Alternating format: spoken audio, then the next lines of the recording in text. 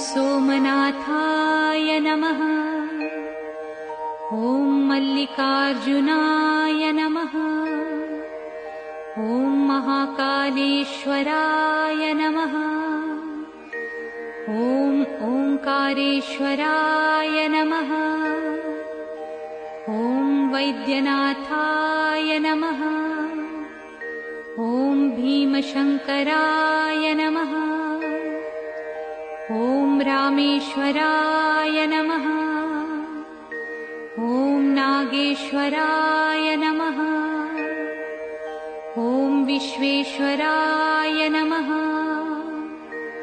ॐ त्र्यंबकेश्वराय नमः।